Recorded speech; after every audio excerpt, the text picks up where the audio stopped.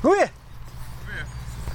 Wat ben je onder, man? Ik ben met de bijen bezig. Aha. Hoe dichtbij kunnen wij komen? Ik heb een kap voor die.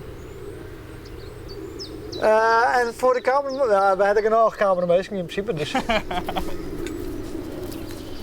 Maar serieus, wij hebben ooit een keer een cameraman gehad, die is toen protte prikt Ja. en die was toen onwel. Dat kan. Dat kan best gevaarlijk zijn. Jazeker. Hoe zit dat? Dan mag zo'n soort stutsen worden, maar als je hem een beetje uit de buurt bloeien en net voor de kasten is, dan mag het goed komen. Ja, want hij wie van mij 10 keer prikt of zo? Dat zou kennen. Ik dacht dat valt wel mooi, maar dat is best wel gevaarlijk, skeen. Ja, dat kan best wel heel gevaarlijk zijn. Ja, hè? Ja. Nou, doe de kap maar op. Nou, leuk. Kom maar mij. Leuk zo uit.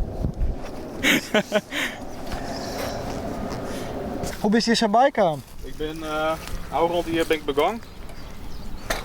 En ik zeg ze in Jereveen zeg ik ze steen.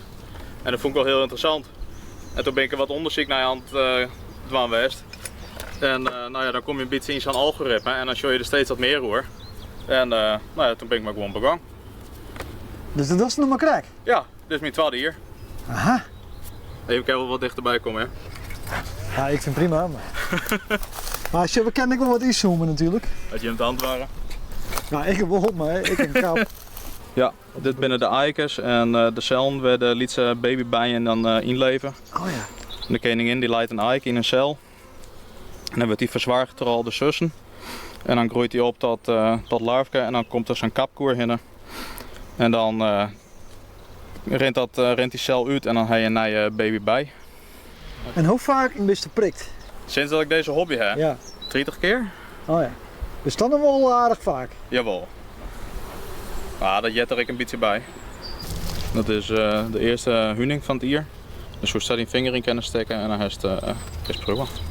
Nou, ik Eens proberen? vind huning lekker, maar dit sla ik even nooit. Hoeveel bijen zitten hier? In het heegseizoen kunnen we wel 60 of 70.000 in een kast zetten. Hoe? In een kast? In een kast, ja. Maar dan heb je dus 300.000 bijen. Ja, zeg maar deze wel. Jemig.